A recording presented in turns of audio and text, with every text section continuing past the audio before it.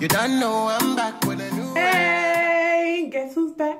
You know what? I wasn't even gone. I haven't been gone. Like, it's only been a week. But I feel like if you spend 1 week away on YouTube, it's like 5 years or 5 months.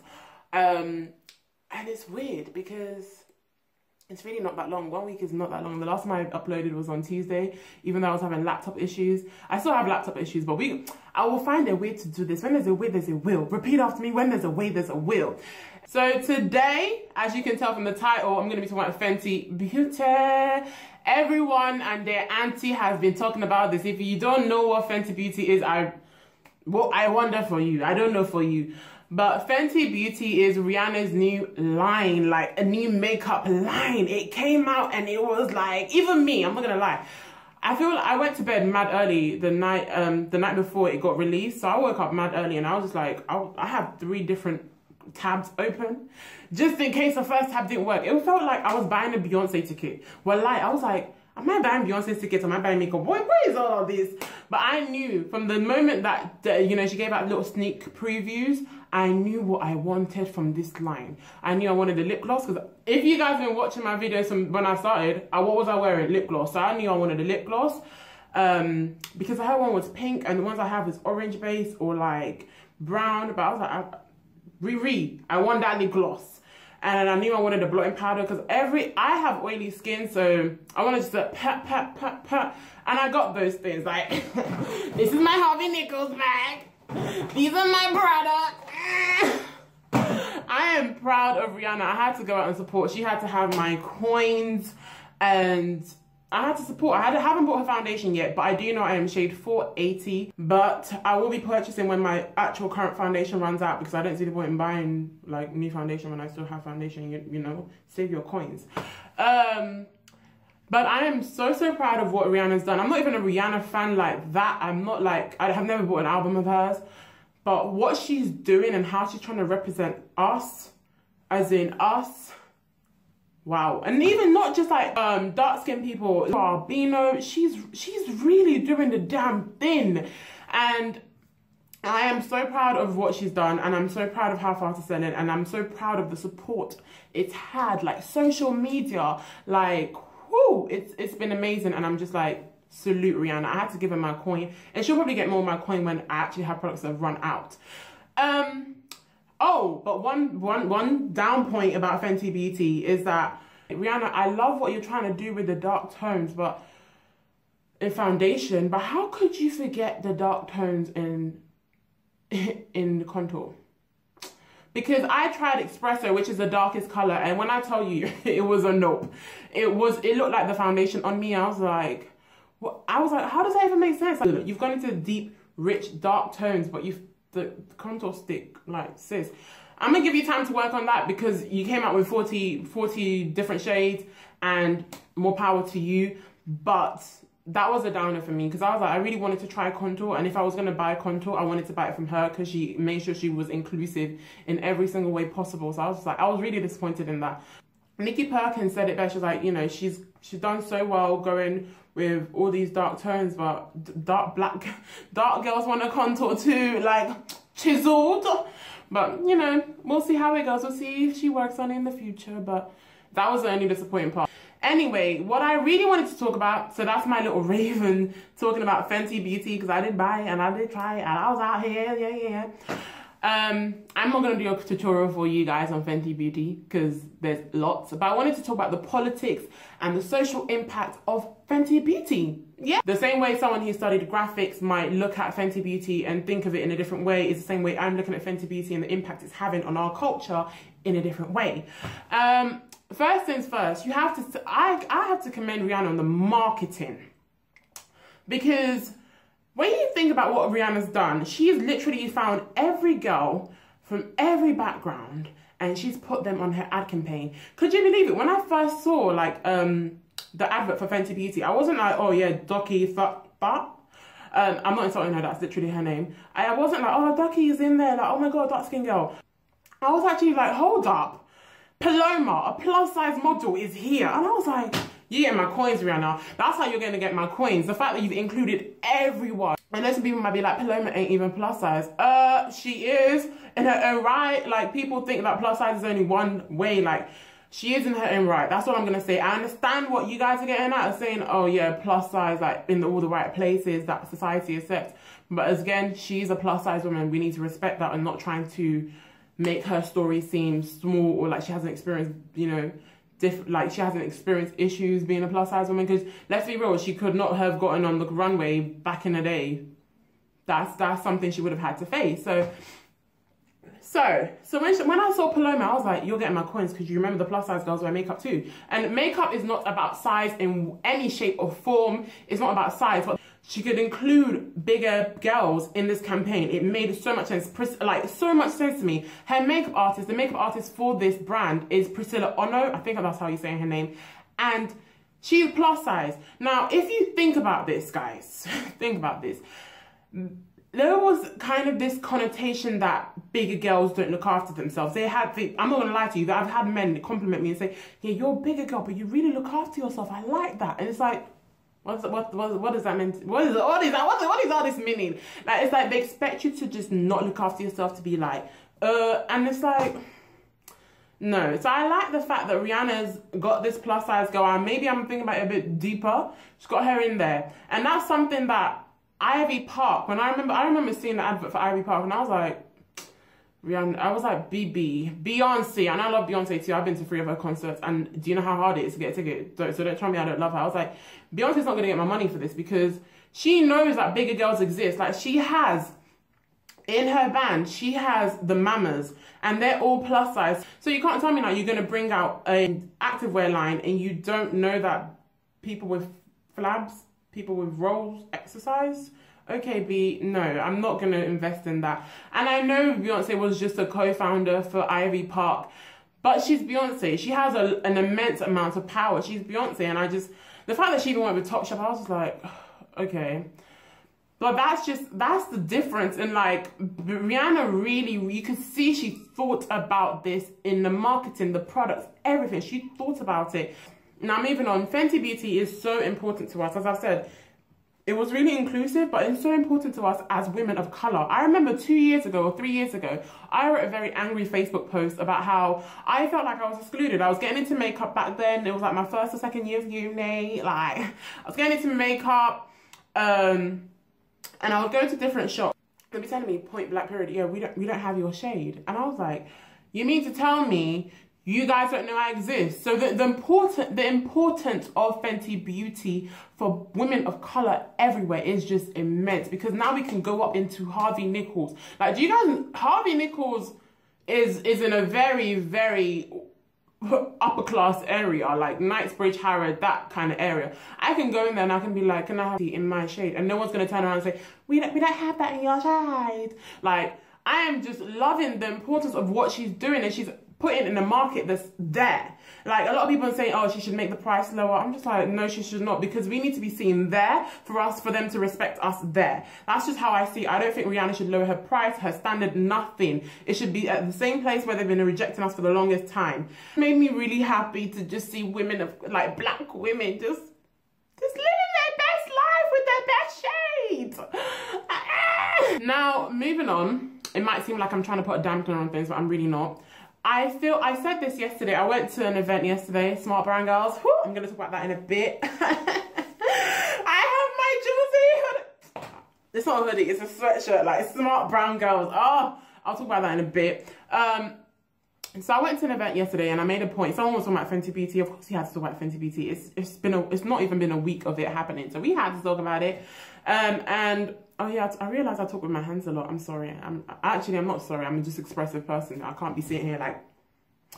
Anyway, and we were talking about Fenty Beauty, and someone made the point of saying the importance of it, blah blah, like I said. And then I was thinking, but it's like we're forgetting that other women have done this before. We're forgetting that Iman, like the Somalian model, supermodel, has done this.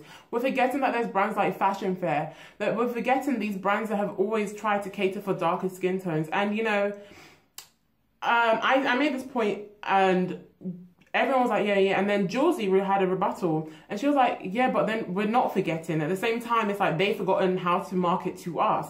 Like, Rihanna's out here reaching out to the community. And I actually really was thinking, I was like, you know, that's, as I said, the marketing was amazing for Fenty Beauty. So I got it. But at the same time, I feel like low-key, we're just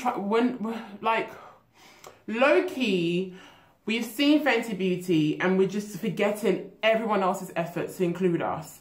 And I just want to make sure that we're not forgetting that there were other brands who were like out here for us before Fenty Beauty. And I'm not saying that they always matched us in the right way, or they didn't look too red on us sometimes, or they didn't look too ashy on us sometimes. But there were brands that were like here, like Iman was like, she was here, she was making these products and she was considering us.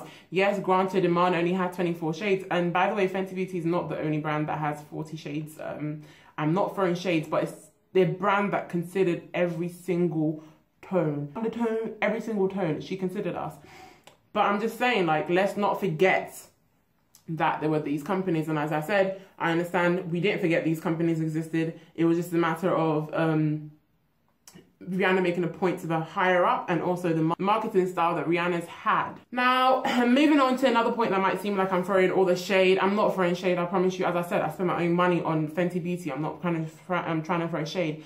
I've noticed this culture of fast buying, and I don't like it. I don't like it. I feel like, yes, you can support a black business, even though some might argue, oh yes, but it's owned by Kendo, she's not a black business. Rihanna's a brand, she's a business, so we are supporting a black business. I think, even though we support, you know, black businesses, whatever, we tend to, at the same time, forget to support our own pockets. I've seen a lot of people just rushing to buy Fenty Beauty, rushing to do this, and it's like, maybe this is the part a side of me that's kind of like minimalist. Why are we buying extra contour sticks when you just were talking about how amazing your other contour stick was? Like, why can't you wait for your actual contour stick to be done? Why can't you buy something from Fenty Beauty that you actually need? Because I actually need the things I got, rather than just be buying stuff just for the sake of buying. Like, I want to buy this, I want to buy that. I understand if you're a beauty guru, that's what you got to do. That's your job. You need to review these things. You need to let your, you know, your audience know. But I'm just like, why are we rushing to buy this and rushing to buy that? Like, I gotta have it. In my generation, people don't take time. It's like everyone just rushes to get things. And I guess that is capitalism. But at the same time, it's weird to me, because a lot of people will prioritize the release. The same people will not look after their financial responsibilities. And I was like, that's one of my pet peeves, when people don't look after what they're meant to look after, but they're going and they're rushing for things that they're not meant to. It's just a nope for me. I just didn't get it. I felt like a lot of people were buying things they already knew was working for them, or already had that was working for them. And maybe this is just me rambling on, but I'm noticing a culture of just immediate gratification, and I feel like a lot of people make themselves go broke just to be in the in, just to be like, I got it too, like, I have it too. Me, I wasn't trying to be like, I got it too, I have it too. If I was, I'll be here doing a tutorial with Trophy Wife. But I'm just here, like, trying to tell you, like, yo, support what she's doing, but also don't forget to support your pockets. Like, don't be going broke just because you want to show support. But yeah, that's how I see it. You might disagree with me. You might say, no, this is how I feel. But I'm speaking mostly to people who will ignore their priorities, but then be rushing out to get Fenty Beauty. And you can throw shade at me too and say, but you went out to a restaurant to eat, but you have groceries at home though. Because the Fenty launch has been so big, it's just, I've deeped it a lot. Also, a lot of people, this is a time where if Rihanna or Beyonce or Kanye, whatever, if they bring out a new product, the first thing people are like, you guys don't support our own community, you don't support the small businesses. You might need to realize something. If you're gonna bring out anything, you have to have the platform, the visibility, the accessibility to resources. You have to have support. Now, a lot of the times I've been to events where it's for our community and no one's there. But then again, I've been to events like Smart Brand Girl where a lot of people were there. And I just think people need to realize that it takes a lot. There's a method to kind of having this visibility. If Rihanna did Fenty Beauty in like 2008, would we be hyping as much? No, we would not. It took her a while to get there. I'm capable of supporting Rihanna, and I'm capable of supporting a small business like Dorcas Great. We should stop trying to drag and force other small businesses down our throats. Like, there's a process to this, there's a method to it, there's a formula to it. You can't just bring out a product and expect everyone to support. If your product is not good, I'm not gonna support, I'm sorry. But I feel like a lot of the times people will be like, we need to support black businesses, like, yeah, but your business isn't good though. I'll give you an example. In my university town, right, there's a Jamaican food shop or Caribbean food shop, and it's the only one in the town, and it's owned by two black sisters, or I don't know, it's owned by two black women. And when I tell you, the food there is trash. It's absolutely trash. Now, will I now be forcing myself to eat this food that I know is really not edible, because bare people have had diarrhea, bare people have had food poisoning. I've tried it's just...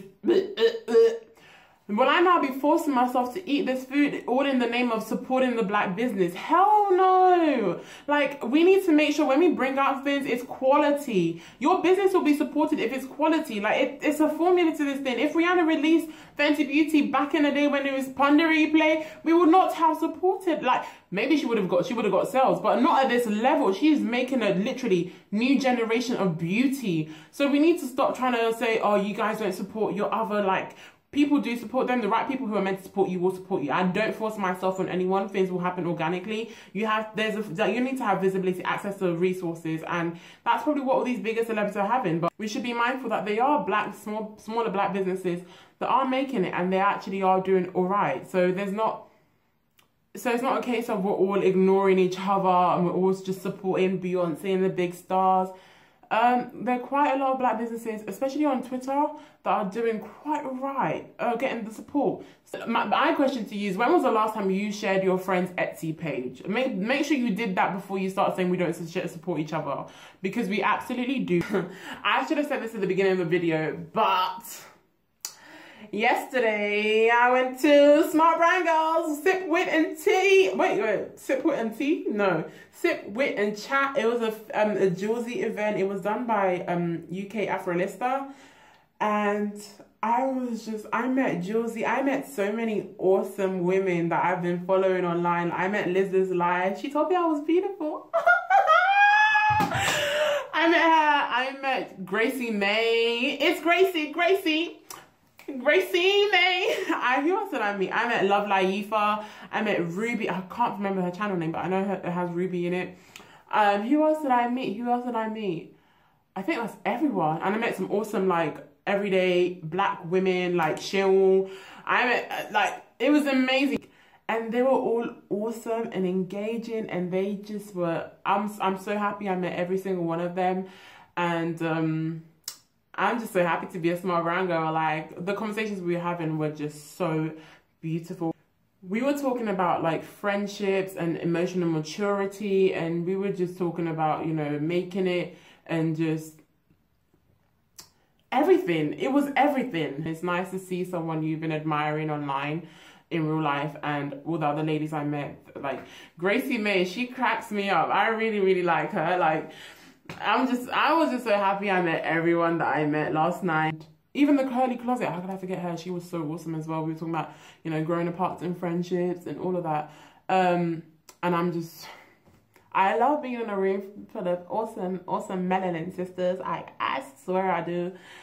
Anyway, I'm gonna get going now. The sun's going dark. The weather's weird. Like, it's just raining, then it's sunny, then it's raining, then it's sunny. It's just cold anyway. So, and I wish y'all the best of luck with life. Can I just say though, I got these lashes because I'm wearing lashes.